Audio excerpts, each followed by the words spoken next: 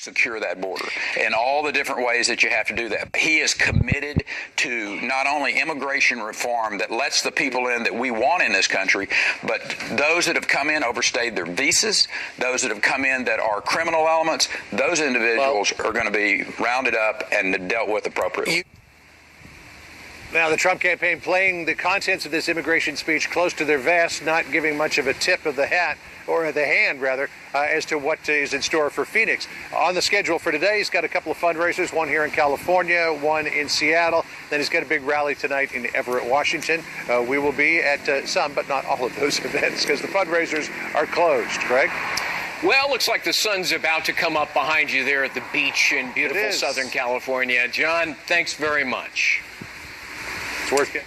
So meanwhile, Clinton aide Huma Abedin announcing her separation from her husband Anthony Weiner after his latest sexting scandal. Donald Trump seizing on that news, calling it another example of bad judgment, he says, by Hillary Clinton. He released a statement, and here's what it says. Hillary Clinton was careless and negligent in allowing Weiner to have such close proximity to highly classified information. Who knows what he learned and who he told. Abedin has worked closely with Hillary Clinton for nearly 20 years. Byron York, chief political correspondent for the Washington Examiner and a Fox News contributor. Byron, good morning. Good to have you with us today. Good morning, Martha. So your reaction to that story first. Well, first of all, it's a huge headache for the Clinton campaign. Two of the three traditional broadcast network newscasts led with the story last night. The Clinton campaign would like to act as if it doesn't exist, but it does, and they can't ignore it. Trump's strategy here is to try to link the Abedin-Weiner split to Hillary Clinton's mishandling of classified information. I mean, we already know from the director of the FBI that Hillary Clinton handled classified information in a careless and casual and negligent way. We also know that Huma Abedin, one of her closest aides, was one of the few people who was in on that secret Hillary Clinton email system in which classified information was handled carelessly. So what Trump is trying to say, without explicitly saying so, is that perhaps somehow Huma Abedin shared classified information with her husband, Anthony Weiner, who we all know is probably the most indiscreet man on the planet, and that therefore national security might have been compromised. Yeah. I mean, this is the season, really, to sort of, you know, at any opportunity like this, to create those potential links. And the way that you map it out, it's a reasonable question to be raised, given what we know about the way these emails were treated. So what the impact is, and whether or not voters care about this part of the story, I guess we'll find out. But we're finding out what voters care about in some sense because we're seeing some of these new polls that have come out. Byron, let's put the Monmouth poll up on the screen. This lead, 13-point lead, is now been cut to 7% in between Hillary Clinton and Donald Trump. What do you take away from that?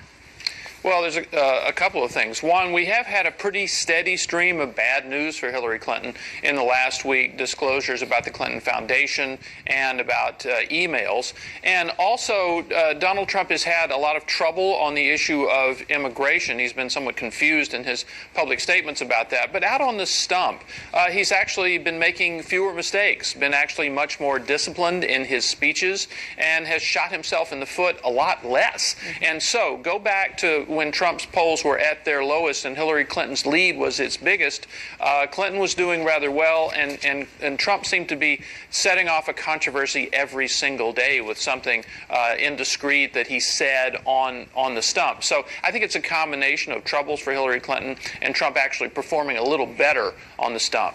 Fascinating to watch. Byron, thank you. See you next time. Thank you, Martha. Donald Trump is getting in on the Colin Kaepernick controversy, calling out the 49ers quarterback for his decision to stay seated during the national anthem. Kaepernick says he did it to protest racial inequalities. Well, Trump with some pretty strong words in response. I think it's a terrible thing. And, you know, maybe he should find a country that works better for him. Let him try. It won't happen.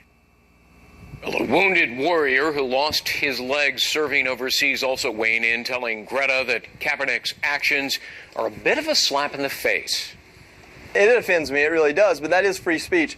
But his comments equated patriotism or pride in this country or that anthem to supporting oppression.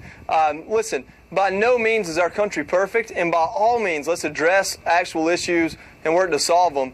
But when you sit there and equate my pride in my country to a bigot in some other place, or the ones that are in this country to the 300 million that aren't that way, I take issue with that. And one player who previously said he would join Kaepernick in protesting the national anthem, Eagles rookie Mike Tavares, is now taking back his offer. And a man is under arrest for allegedly threatening to kill the president, what investigators found inside his home that now has him facing charges. And a Donald Trump supporter in some hot water for what some are calling an offensive remark. Pastor Mark Burns is here to explain why he stands by his criticism of Democrats. And we remember the life and amazing work of a comedic icon as we say goodbye